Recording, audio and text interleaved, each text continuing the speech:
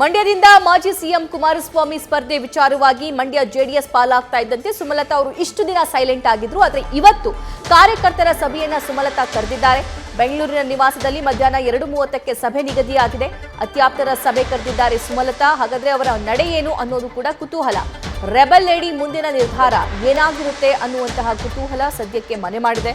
ಸುಮಲತಾ ಅವರು ತಟಸ್ಥರಾಗಿರ್ತಾರಾ ಅಥವಾ ಮೈತ್ರಿ ಅಭ್ಯರ್ಥಿಗೆ ಬೆಂಬಲವನ್ನ ಸೂಚಿಸ್ತಾರಾ, ಅವರ ಪರವಾಗಿ ಪ್ರಚಾರಕ್ಕೆ ಧುಮುಕ್ತಾರಾ? ಸೊ ಇಂತಹ ಸಾಲು ಪ್ರಶ್ನೆಗಳು ಕೂಡ ಕಾಡ್ತಾ ಇವೆ. ನಿನ್ನೆ ಬಿಜೆಪಿಯ ರಾಜ್ಯಾಧ್ಯಕ್ಷ ವಿಜೇಂದ್ರ ಅವರು ಕೂಡ ಸುಮಲತಾ ಅವರನ್ನ ಭೇಟಿ ಮಾಡಿದ್ರು. ಆ ಸಂದರ್ಭದಲ್ಲಿ ಸುಮಲತಾ ಅವರು ಸಪೋರ್ಟ್ ಮಾಡ್ತೀನಿ ಅಂತ ಅಂದಿದ್ದಾರೆ. ಇದೊಂದು ಸಮಾಧಾನಕರ ಸುದ್ದಿ ಅನ್ನೋ ವಿಷಯವನ್ನು ಕೂಡ ಬಹಿರಂಗಗೊಳಿಸಿದ್ರು. ಈ ಬಗ್ಗೆ ಮತ್ತಷ್ಟು ಡೀಟೇಲ್ಸ್ ನಮ್ಮ ಪೊಲಿಟಿಕಲ್ ಕರೆಸ್ಪಾಂಡೆಂಟ್ ಗಣಪತಿ ನೀಡ್ತಾರೆ. ಗಣಪತಿ, 2:30ಗೆ ಸುಮಲತಾ ಅವರು ಅವರ ಬೆಂಬಲಿಗರ ಸಭೆ ಕರೆದಿದ್ದಾರೆ. ಈ ಸಭೆಯಲ್ಲಿ ಯಾವ ನಿರ್ಧಾರ ಪ್ರಕಟ ಆಗಬಹುದು? ಅನ್ಕಂಟ್ರೋಲ್ಡ್ ಬ್ಲಡ್ ಶುಗರ್ ಇಂದ ಕಣ್ಣು, ಕಿಡ್ನಿ, ಹಾರ್ಟ್, ನರಮಂಡಲಕ್ಕೂ ಅಪಾಯ. ಮಧುಮೇಹ ಎನ್ ಸಕ್ಕರೆ ನಿಯಂತ್ರಣದೊಂದಿಗೆ ನಿಮ್ಮ ಅಂಗಾಂಗಗಳ ಆರೋಗ್ಯನೂ ಕಾಪಾಡುತ್ತೆ. ಇವತ್ತು ಸುಮಲತಾ ಅವರ ಈ ಸಭೆ ಅತ್ಯಾಪ್ತರ ಜೊತೆಗೆ ತಮ್ಮ ಬೆಂಬಲಿಗರ ಜೊತೆಗೆ ಪ್ರಮುಖವಾಗಿ ಒಂದಷ್ಟು ಸಮಾಲೋಚನೆ ಮಾಡಿ ಅಭಿಪ್ರಾಯವನ್ನ ಸಂಗ್ರಹ ಮಾಡ್ತಾರೆ. ಮಧ್ಯಾಹ್ನ 2:30ಗೆ ತಮ್ಮ ಜೆಪಿ ನಗರ ನಿವಾಸದಲ್ಲಿ ಈ ಸಭೆಯನ್ನ ಹಮ್ಮಿಕೊಂಡಿರುವಂತದ್ದು. ಪ್ರಮುಖವಾಗಿ ಈ ಸಭೆಯಲ್ಲಿ ಮಂಡ್ಯದಲ್ಲಿ ನಾನು ಯಾವ ನಿರ್ಧಾರವನ್ನು ಜೊತೆಗೆ ಯಾವ ನಡೆಯನ್ನು ಕೈಗೊಳ್ಳಬೇಕು ಅನ್ನೋದು ಕೂಡ ಒಂದು ಸ್ಪಷ್ಟವಾದ ಒಂದು ಸಂದೇಶವನ್ನ ಕೊಡ್ಲಿಕ್ಕೋಸ್ಕರ ಒಂದು ಅಭಿಪ್ರಾಯ ಸಂಗ್ರಹ ಸಮಾಲೋಚನೆಯನ್ನ ಹಮ್ಮಿಕೊಂಡಿರುವಂತದ್ದು.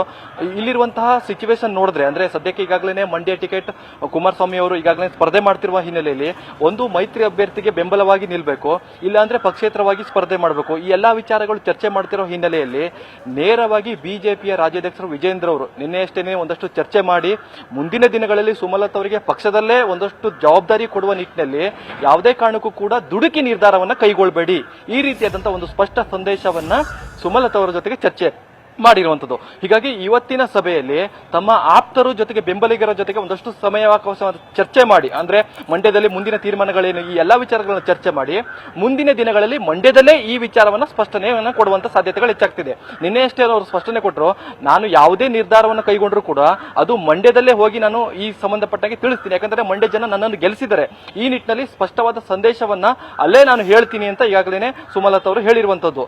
ಸಭೆಯ ಬಳಿಕ ಒಂದು ನೇರವಾಗಿ ಬಿಜೆಪಿಯ ಮೈತ್ರಿ ಅಭ್ಯರ್ಥಿ ಏನಿದ್ದಾರೆ ಕುಮಾರಸ್ವಾಮಿ ಅವರನ್ನ ಪರವಾಗಿ ನಿಲ್ಬೇಕು, ಇಲ್ಲ ಅಂದ್ರೆ ಪಕ್ಷೇತರವಾಗಿ ನಿಲ್ಬೇಕು, ಈ ಎರಡೂ ಆಗದಿದ್ದ ಅಂದ್ರೆ ತಟಸ್ಥವಾಗಿರ್ಬೇಕು. ಹೀಗಾಗಿ ಕುಮಾರಸ್ವಾಮಿಯವರ ಒಂದಷ್ಟು ಬೆಂಬಲವನ್ನು ಕೊಡ್ತಾರ ಅಥವಾ ಸುಮಲತಾ ಅವರು ವೈಯಕ್ತಿಕವಾಗಿ ಬೇರೆ ನಿರ್ಧಾರ ಏನಾದ್ರು ತೆಗೆದುಕೊಳ್ತಾರ ಅನ್ನೋದು ಕೂಡ ಸಾಕಷ್ಟು ಕುತೂಹಲ ಇರುವಂತದ್ದು.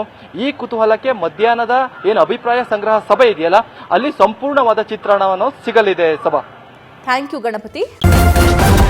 ನ್ಯೂಸ್ ಫಸ್ಟ್ ನಿರ್ಭೀತಿಯಿಂದ ನಿಮ್ಮ ಪರವಾಗಿ.